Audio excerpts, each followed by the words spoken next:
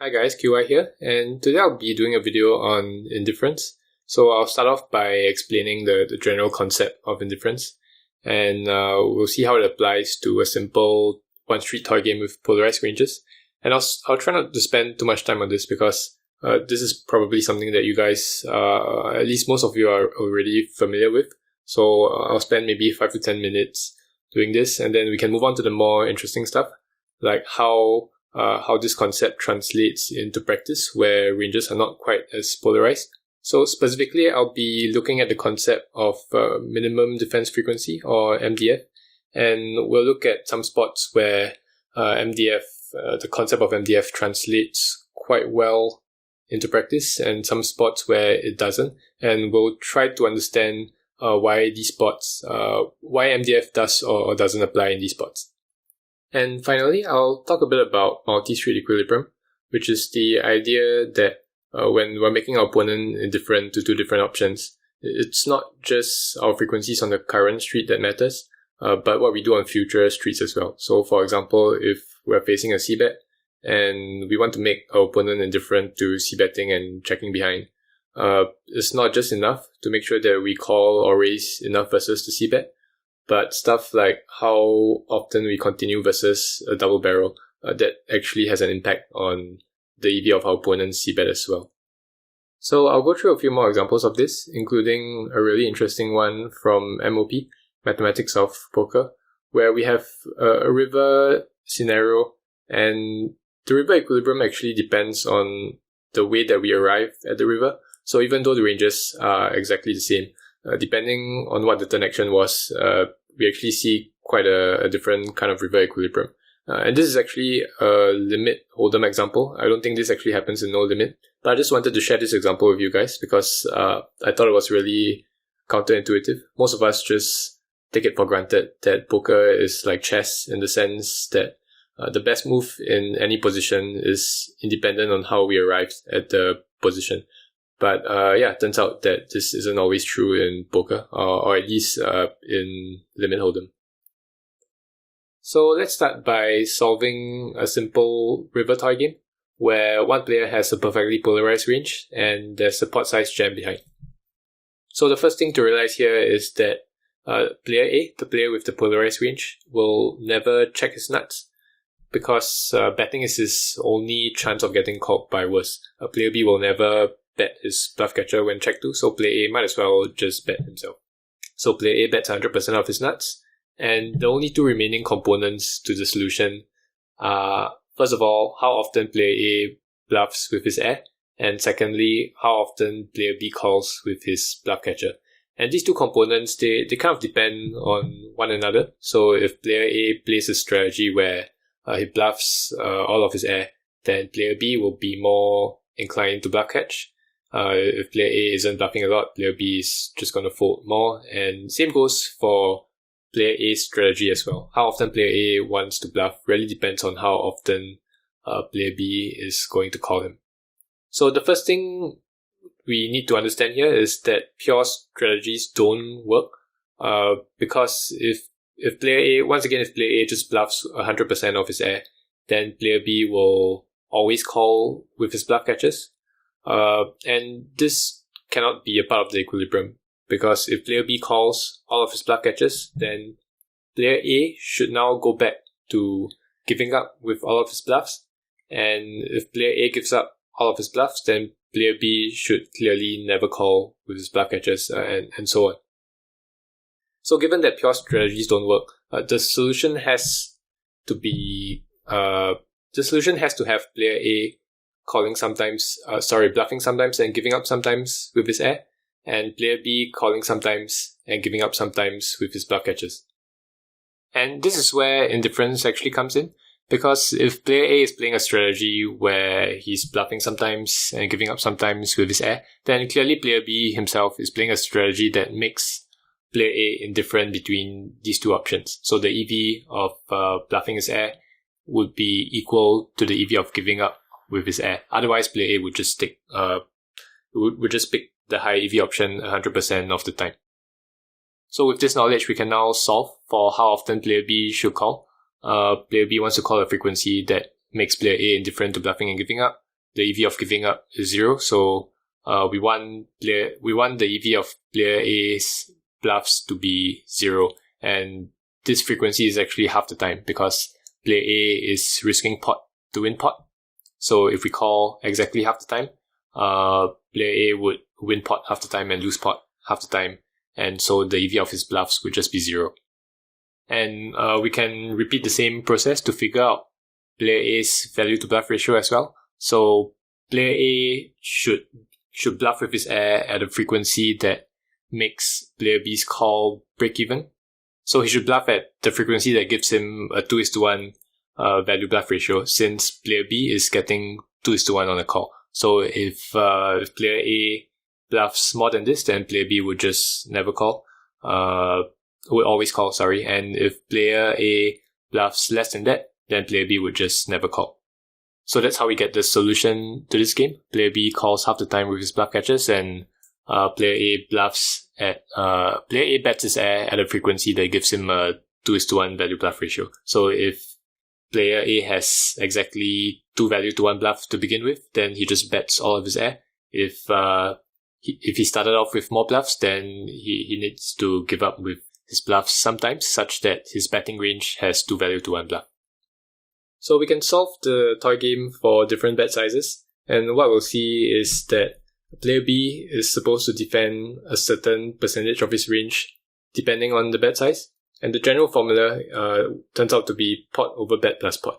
And this is really just an expression of player A's pot odds, or rather the odds that player A is getting on his bluffs. And that's also the reason why it's called the minimum defense frequency, because if player B fails to defend at least this frequency, then what it means is that he's giving player A the opportunity to make a plus EV bluff.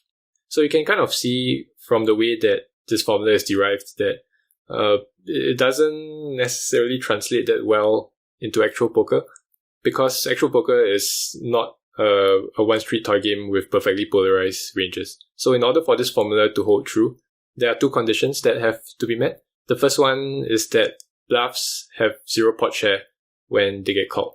And the second is that the EV of giving up with your bluffs is 0. So both of these conditions apply to the toy game that we looked at. Clearly, when player A bets his air and gets called, his pot share is just 0.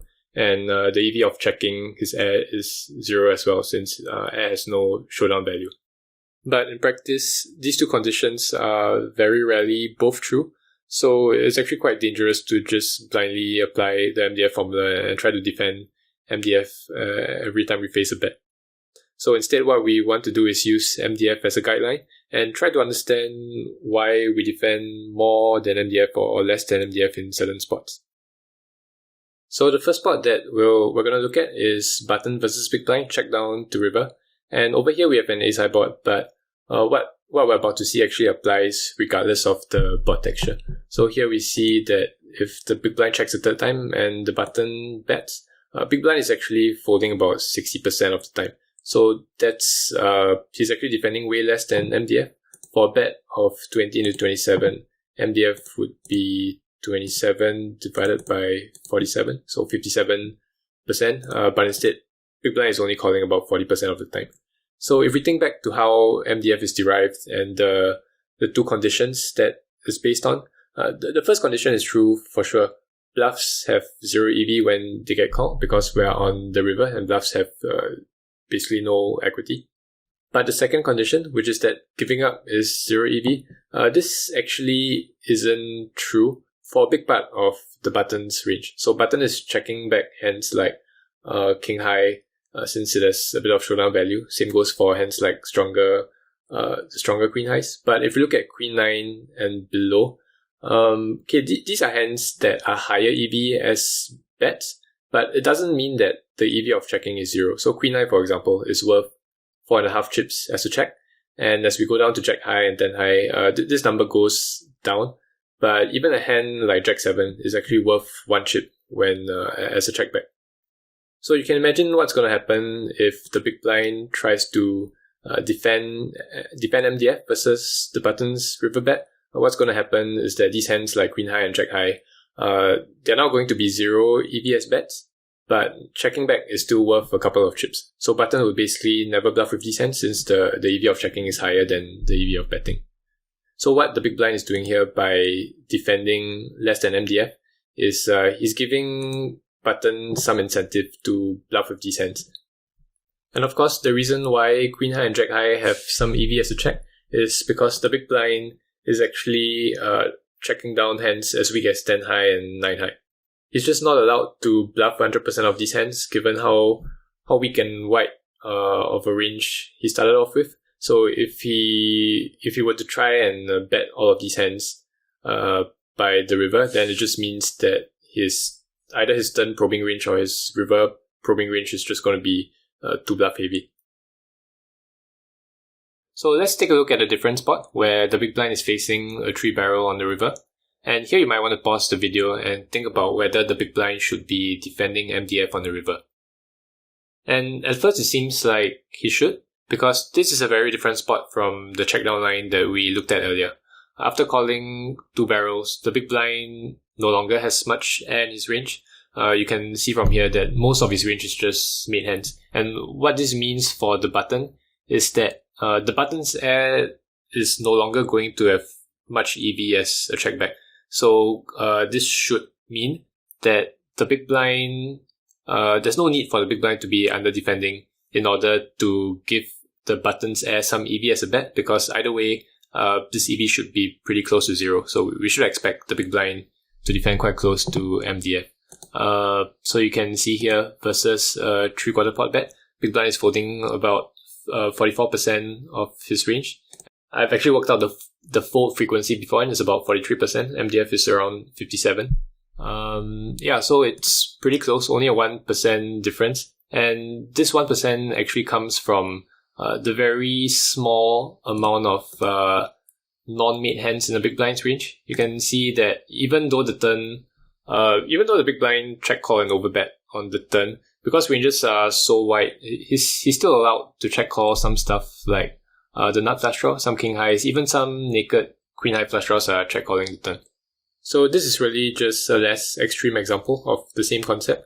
The presence of all these non-made hands means that the button's air actually has a tiny amount of EV as a check. So king 3 without the clubs, for example, is actually worth about 5 chips out of a 155 chip pot. So just a very small amount. But you can imagine if the big blind were to defend exactly MDF in this spot, then king 3 would just be worth 0 chips as a bet and 5 chips as a check. So the button would no longer have any incentive to be betting this hand. So let's do a quick little experiment just to confirm what we've learned so far. If we come back to the check down line, where previously we saw that big blind was massively overfolding versus button's river bet. Now what I'm going to do is create a river sub-tree, and I'm actually going to take away most of big blind's air in this spot. And what this should do is it should mean that button's air now has much lower EV as a check back, and this should induce the big blind to defend much closer to MDF. So that's what I'm going to do now. And I'm going to remove this entire offsuit region.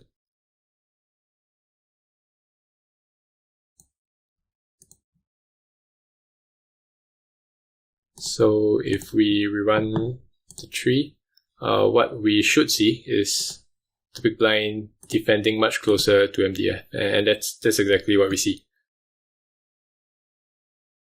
So what we've done so far is look at a bunch of river spots, and we saw that MDF doesn't actually translate that well into practice, especially in situations where the defender has a ton of trash in his range. So this gives the aggressor's bluffs some EV as a check, which violates one of the 2 conditions that I mentioned earlier.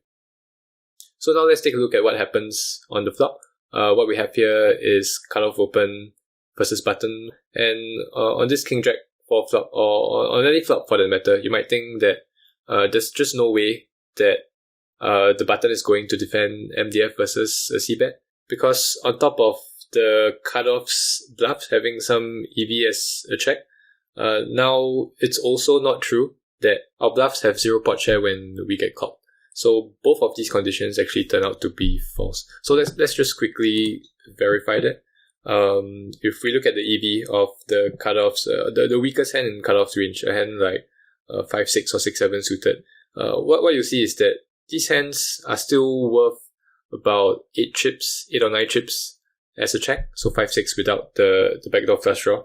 And it's not a huge amount, 8 chips out of a 150 chip pot, but this very small amount of EV comes from the times where we check and we improve on either the turn or the river, because when we check here, in position isn't going to be betting 100% of his range, so he's actually checking back at quite a high frequency, 2/3 of the time, and when it goes check, there's a chance that we might hit a 5 or a 6, and then of course we're going to have some pot share.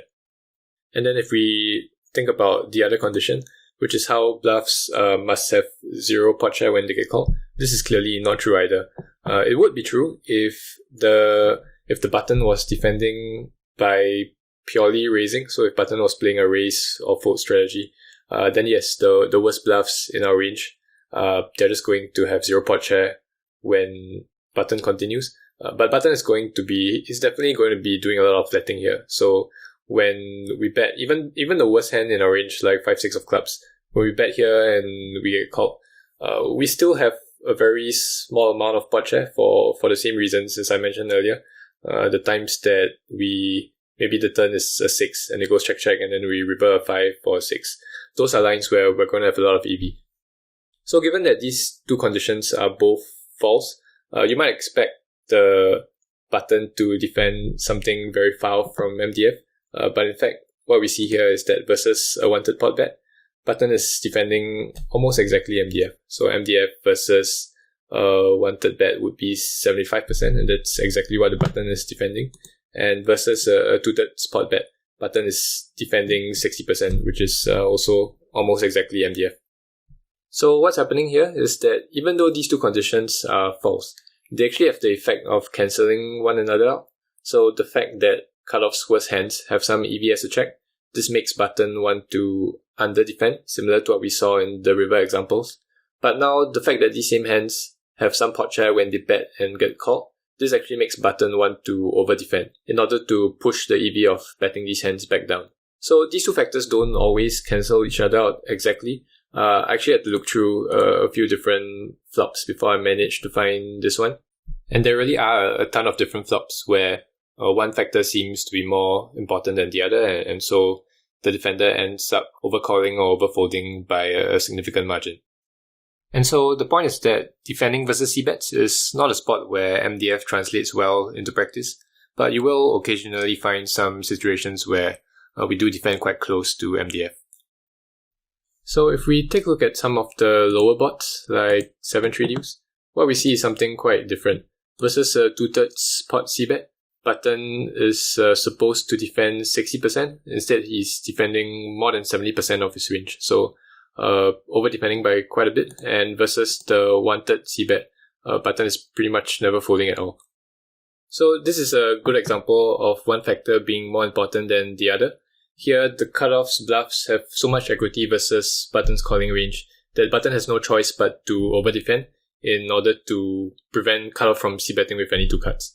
This board is really different from the one that we saw earlier. On King Jack 4, the cutoff had stuff like 5-6, 6-7 without a backdoor that was just pretty much drawing dead versus the button's calling range. But here, if you think about the worst bluffs in cutoff's range, even something like Ace-10 or Queen Jack, they all have two overcuts versus a big part of the button's continuing range. And the hands that don't have at least one overcut, they all have some kind of straight draw. So there are actually very few low equity bluffs in cutoff range, which makes the button want to defend more than MDF.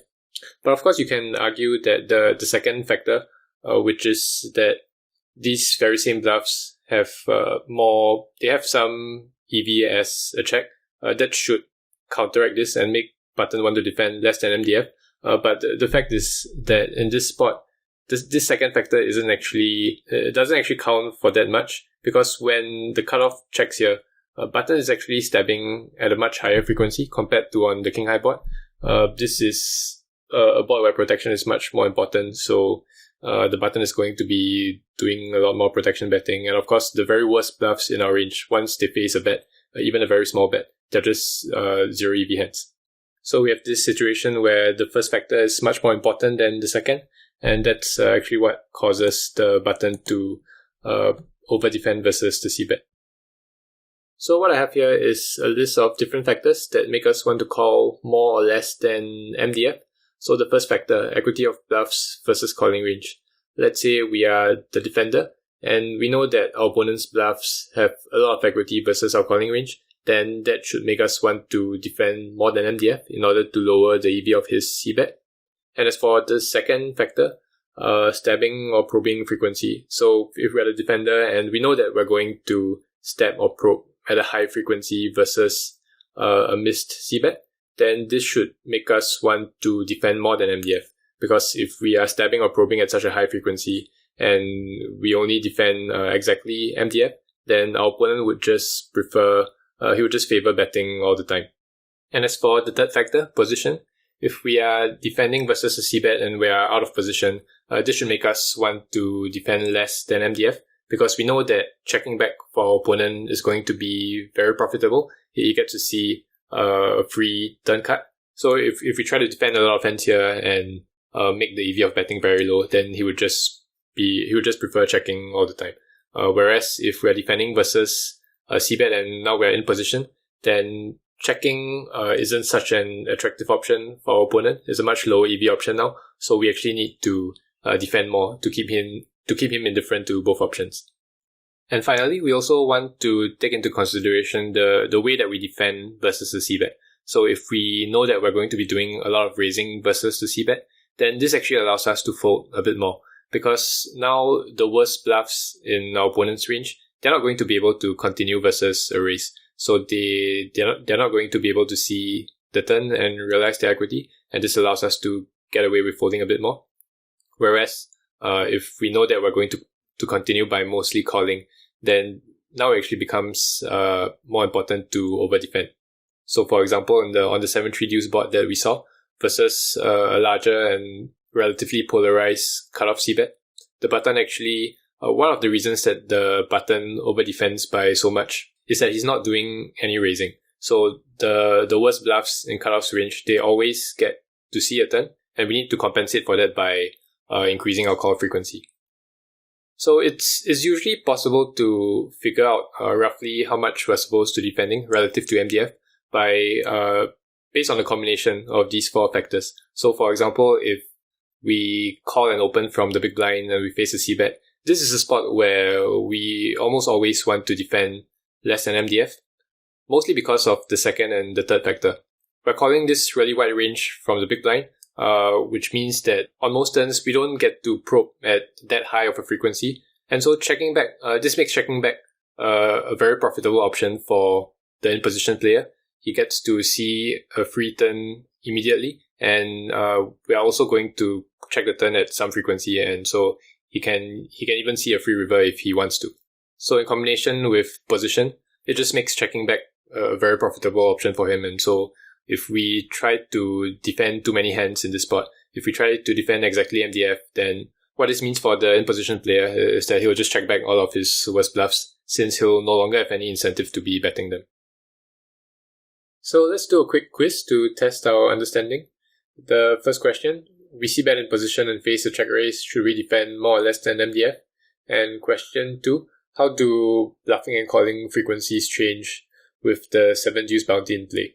So for those of you who've never heard of the 7 deuce bounty, it's basically something that you add to the game, where if someone takes down the pot with 7 deuce, then everyone on the table has to pay him a small amount. So this can happen either when 7 deuce is the best hand and you win at showdown, but more often it happens when you have 7 deuce and you bluff someone else off a better hand. So take a minute to think about these two questions. Once again, you can pause the video if you like. Okay, so for question 1, I think it's pretty clear that we should be defending more than MDF. Out of positions, worse hands should just be folding versus our C-bet. So these are all 0 EV hands. And you can imagine what's going to happen if we defend exactly MDF in this spot. Now all of these 0 EV hands will just become plus EV check raises, because when they check raise and we call, they still have some equity in a much bigger pot. So in position compensates for that by defending more than MDF. Although you will sometimes see situations where IP defends quite close to MDF, and this usually happens when IP doesn't have much of a flattening range. So for example, in a 3-bet pot, if the board is something like a low pad board, especially if IP 3-bet a very polarized range preflop, on this kind of board texture, IP doesn't actually have that many hands that are interested in flattening versus the check raise. So he plays a strategy where he continues by mostly raising. And of course, when this happens, now when we look at the worst hands in out of positions range, when they check raise and we continue, they're no longer going to have any EV because we're continuing by mostly raising. So in these spots, IP tends to defend closer to MDF. But for the most part, as long as IP is flattening some hands, then we always want to be defending more than MDF versus the check raise. As for question 2, at first it might seem like the extra bounty allows us to bluff a bit more frequently, but it actually doesn't work that way. When we're trying to figure out our bluffing frequency, we actually want to think about the pot odds that our opponent is getting, and we want to try to make him indifferent to calling and folding. So the 7 deuce bounty actually doesn't make a difference to our opponent's pot odds. So for pot size bet, for example, our opponent is still getting 2:1. But the difference here is that versus our bet, the EV of folding is actually, it's not 0 anymore. It's actually slightly negative because once in a while when he folds, we show up with 7 deuce and then he has to pay a small bounty. So if we continue to bluff according to his pot odds, so for pot size bet, let's say we bluff, we have 2 value to 1 bluff, then now our opponent would no longer have any incentive to be folding because calling would be 0 EV and folding would be slightly minus EV. So we have to make calling slightly minus EV as well, and we do this by under bluffing slightly. So we have, instead of 2 value to 1 bluff, we just have slightly higher value to bluff ratio. So depending on the size of the bounty, it might be something like 2.5 value to 1 bluff or 3 value to 1 bluff. And as for our calling frequency, they actually depend on the odds that our opponent is getting on his bluffs. So let's say for a pot size bet, he's getting 1:1 on his bluff, at least before the 7 deuce bounty was in place. So we should be calling, we used to want to call half the time, but now with the bounty in play, he's actually getting slightly better than 1:1. Since a big part of his bluffs, they're going to be 7 deuce, and when these bluffs get through, he's going to win quite a substantial bounty from every player on the table. So to compensate for that, we actually have to call a slightly higher frequency. So instead of 50%, maybe we call 60 or 70%. And we're doing this in order to discourage him from bluffing, because if we continue to call at 50% versus a pot size bet, then our opponent would just always be bluffing with his 7 deuce. So as an exercise, I recommend doing a variation of question 2, where now there's a 7 or deuce on the flop. So by the river, the caller is definitely going to have a ton of 7 deuce in his range. And versus the river bet, these are all very... 7 deuce is going to be a very reasonable bluff catcher. 1 pair should be ahead of our opponent's bluffs. And on top of that, we actually get a small premium when we call down correctly. So think about how bluffing and calling frequencies change in this spot. And you can write your answers down in the comments below and I'll have a look at them. Okay, so here we have small blind 3-bet versus button call. The flop is King 8 deuce rainbow. And what we see is that versus a small c-bet, button is actually over defending by quite a bit. Hopefully we understand why this is happening by now. But what I want to show you guys is that it's not just enough to be over defending in this spot. It's also important to play the turn correctly. So after a c-bet and a call, what we see is that versus a double barrel, button is continuing to float the turn very wide. So stuff like ace queen is mostly calling, even ace jack is mixing some calls. So these calls, maybe they're not so difficult to find on this type of rainbow turn, because most players, they're going to be able to reason that none of our backdoor flush draw floats got there, so ace queen is pretty high up in our range and we need to call it sometimes. But you see that even on a more normal turn, like the 7 of clubs, where a lot of our backdoor draws, they turn something, but you'll see that ace queen is still continuing to call at some frequency. So if we miss these types of calls, then what's going to happen is that when we go back to the flop, remember we were over defending in this spot in order to make sure that the small blind c-bets weren't overly profitable, since they do have a lot of equity when called. But if we call a lot on the flop and then end up under defending on the turn, then our plan actually ends up backfiring, because now the small blind is going to have an even more profitable bet. Or to be more precise, he's going to have a very profitable double barrel, because we're floating so many hands on the flop, and then when he bets his turn again, all these hands are mostly just folding. So the point is that it's not just important to be aware of whether we need to under defend or over defend the flop. It's really important to play the later streets correctly as well, because they do affect the EV of our opponent's flop options. So I'm going to finish off this video by going through an example from MOP in order to better illustrate this concept of multi-street equilibrium.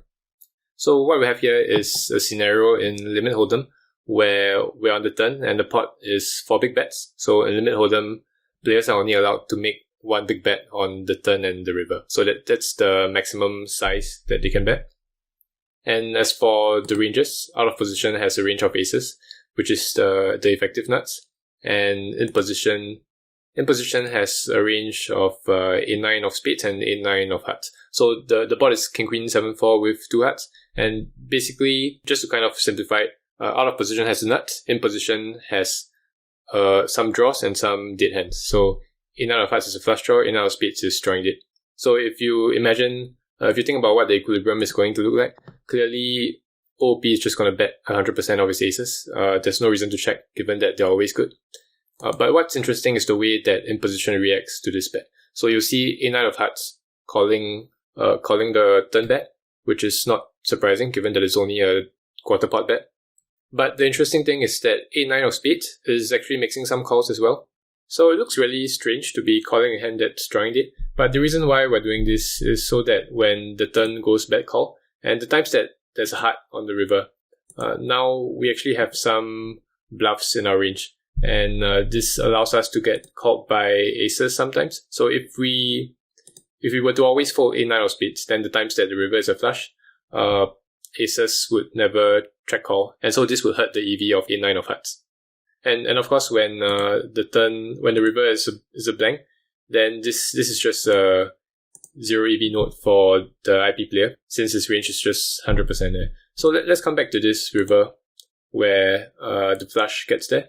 And what we see here is that aces, after we check aces and we face a bet, aces is actually calling at a very specific frequency. So this 11.66% is actually not just some random number.